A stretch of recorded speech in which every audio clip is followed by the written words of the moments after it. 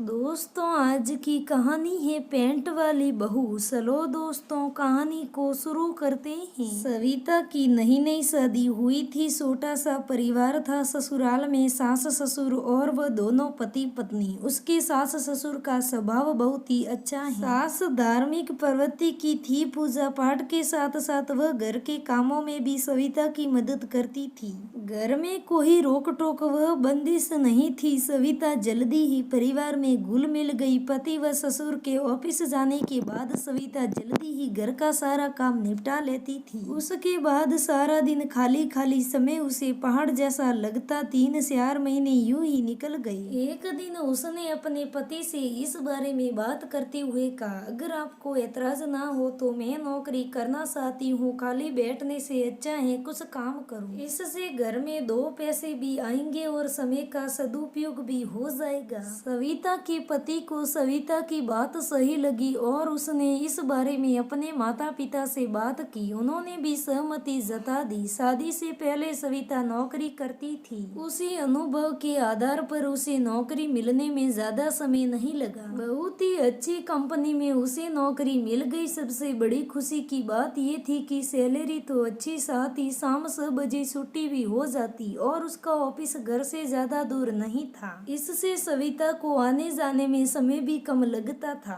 एक दिन सविता ऑफिस से घर आई तो उसने फॉर्मल ड्रेस पहनी हुई थी। उसकी सास के पास एक पड़ोसन बैठी हुई थी। सविता ने उसके पैर छुए और अंदर चली गई। उसके जाने के बाद वो पड़ोसन उसकी सास से बोली, बहन जी क्या बहू नौकरी करने लगी है? हाँ बहन जी, बड़ी समझदार हैं, घर बाहर दोनों की जिम्मेदारी बहुत अच्छे से निभा रही हैं। वह तो ठीक है, लेकिन नई बहू को ऐसे कपड़े शोभा नहीं देते। अरे सूट पहनो, सलवार पहनो, साड़ी पहनो, पैंट पहन कर ही नौकरी की जाती है क्या? अरे नहीं बहन जी, जब इसकी मीटिंग होती है तो ऐसे ही कपड़े पहनने होते हैं, वरना हमारी बहू तो साड़ी या सूट पहन कर ही रोज ऑफिस जाती है। एक बात कहूँ बहन, जब ये बहुएं नौकरी करने लग जाती है ना तो इसके तेवर ही बदल जाते हैं। इसलिए मैंने तो अपनी बहू नौकरी करने के लिए मना कर दिया। वैसे भी हमारे बड़े बुजुर्ग कहते थे, आदमी नौकरी करे और औरतें घर का चूल्हा चौका तो गृहस्थी अच्छे से चलती है। मैं तो यही नियम मानती हूँ। इतनी देर में सविता कपड़े बदल कर चाय लेकर आ गई। पड़ोसन को चाय देते हुए उसकी सास बोली, बहन जी अब समय बदल गया है, हमारी बहू बेटियां पढ़ लिख रही है तो उन्हें अपने पैरों पर खड़े होने का मौका देना चाहिए। और घर में जब दोनों मिलकर कमाएंगे तो आज की महंगाई के जमाने में क्या बुराई है, और पैंट पहनने से क्या बहुएं बिगड़ जाती हैं। मैं तो नहीं मानती। हम अपनी बेटियों को पैंट पहनने की इजाजत दे सकते हैं तो बहुओं को क्यों नहीं? वह भी तो किसी की बेटी है। पहनावा कोई बुरा नहीं है, अगर वह सभ्य और सलीकेदार तरीके से पहना जाए तो। उनकी बातें सुन पड़ोसन शुभ हो गई। सविता अपनी सास के विचार सुन मन ही मन बहुत खुश हुई। कुछ दिनों बाद सविता की सास को किसी काम से अपनी उसी पड़ोसन के घर जाने का मौका मिला। काफी देर तक वह दोनों बातें करती रही। तब सविता की सास ने पूछा, बहू नहीं है क्या घर में? है ना, दिखी नहीं। अरे आज संडे है ना तो थोड़ा काम ज्यादा हो जाता है, उसी में लगी होगी। इतनी ही देर में उसकी बहू, जिसने कैपरी व शॉर्ट टॉप पहना हुआ था, बाहर से अंदर आते हुए बोली, अरे मम्मी आज मार्केट में बहुत थक गई हूँ, आपने खाना बना दिया है ना? यहाँ गप्पों में ही लगी हो। अपनी बहू की बात सुन पड़ोसन की आंखें सविता की सास के सामने उठ नहीं रही थी। सविता की सास उठते हुए बोली, चलो बहन, मेरी बहू खाने के लिए मेरा इंतजार कर रही होगी। सविता की सास को अपनी पड़ोसन के इस दशा पर हंसी भी आ रही थी और गुस्सा भी बहुत आ रहा था। वह सोच रही थी कि दुनिया की कैसी रीत है, अपना घर संभलता नहीं फिर भी दूसरों के घरों में ताका झाकी से बाज नहीं आते।